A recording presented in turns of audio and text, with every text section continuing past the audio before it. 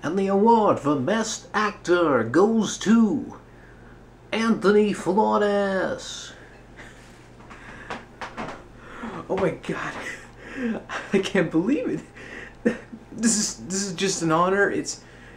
Yeah, it's a Dundee, but it's all the same shit. I mean, oh my god, man. Oh, I got so many people to thank. I just, wow. I'm just. This is for you, Ma. This is what dreams are made of. You know, I just want to thank Jesus, and I want to thank my family, friends, cohorts for putting on a great show. And I just really want to just acknowledge to everybody out there, everybody, I don't care. I just want to thank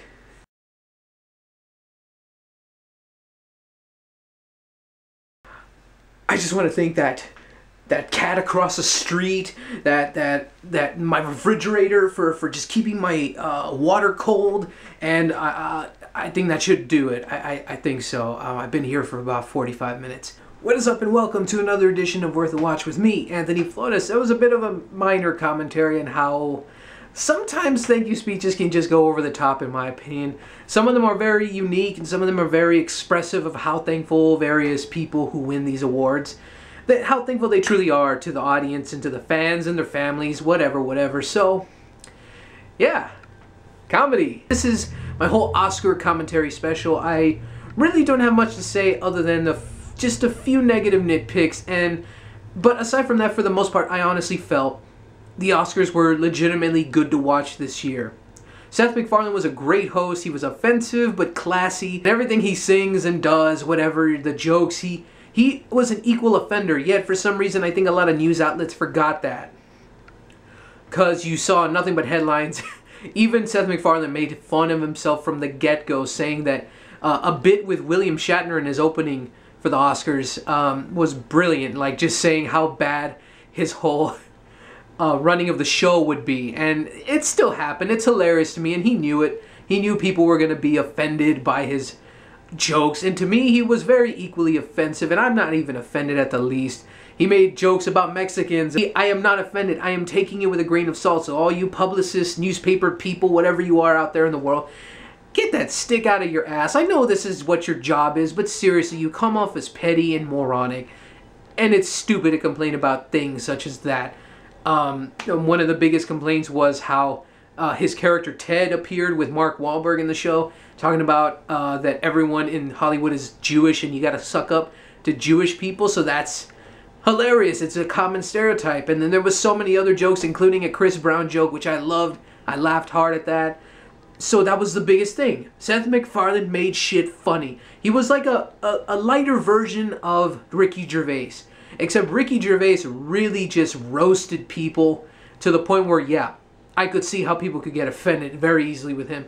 But Seth MacFarlane's got a little bit more class, in my opinion. He just has that, voice. He has a charisma to carry a show, literally in a singing and a dancing kind of way. The second thing in terms of the actual awards. I'm gonna cross my arms for this one. For the category of sound editing, the Academy apparently couldn't make up their mind between Skyfall and Zero Dark 30. Apparently that was such an important category they had to give out 2 Oscars for that. Seriously, there could have been 2 ways to really deal with something like this right off the top of my head as I'm filming this. Do something like that for a far superior category. That is stupid. For sound editing, yes, that is a very, very crucial part. Yes, for a film to be made. Editing, sound editing, whatever. But you gotta really look at this. As important as a part of a film as that is, there was more true standouts in terms of the acting categories. You had the oldest and youngest simultaneous nominations ever in an acting category for Best Actress. They picked Jennifer Lawrence. I really thought she did a great job. I was fine with it, but really, Academy sound editing, that was the one you're just like, fuck man, we're gonna have to tie this up. We can't figure this shit out. Everybody voted equally for some reason. why not do something like that for the acting category? That would have been amazing in my opinion. That would have been a surprise also. Having the oldest and youngest both win at the same time, or maybe both the up-and-coming young talents that were Jennifer Lawrence or Jessica Chastain. Yes, I know, I believe it was Helen Hunt, the other nominated actress, or was it Naomi Watts? No, it was Naomi Watts. Anyways, you know, but that would have been awesome. Something like that would have been truly a surprise and a very treasured moment in cinema history. But Oscars, Academy, whoever you are, you kind of just keep picking the safe and most bland choices, which in some cases, like this time around, safe was not so bad. I actually thought whoever needed to win won, except animated feature was bullshit. Academy, whoever's involved with that, braved winning. No. Wreck-It Ralph, or any of the three amazing movies of stop-motion animation, Paranorman, Frankenweenie, or the Pirates film.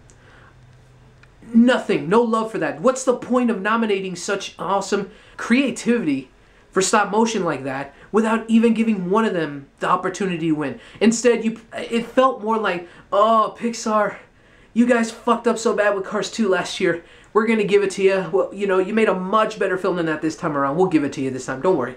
Because you guys weren't even nominated last year, so we'll give that to you. That's pretty much how it felt. A very big pity vote. Not to say that the film isn't good, but it's mediocre at best, and that's just my personal opinion. All of this is my personal opinion, by the way, so for those of you who feel otherwise that I'm trying to state this all as fact, yeah, that's not true. Aside from that, I was happy that Argo won for Best Picture. That was a great surprise. Ang Lee, I heard that was the biggest upset. I really didn't think so. I thought, well, from what I understood, his film was really good, so yeah, I'm not really but anyways, Argo winning was awesome for a Best Adapted Screenplay as well. Django, thank God there was some love shown for that. Christoph Waltz winning once again, that was so awesome. I love his character. He made that film for me. And Quentin Tarantino getting the Best Original Screenplay Oscar, even better. And in terms of just Skyfall winning at least the sound editing and the Best Original Song for Adele's theme, it's all good. And of course, Daniel Day-Lewis winning for Lincoln. That was also definitely well-deserved. No complaints there, obviously. But your thoughts about the Oscars, feel free to comment below. And don't forget to like and subscribe and all that other good stuff in between. So, that'll do it. That is my quickie Oscar commentary and / thoughts of the winners for the Oscars of 2013. Thank you for watching once again. And I'm Anthony Flores with Worth a Watch. And keep going to the movies.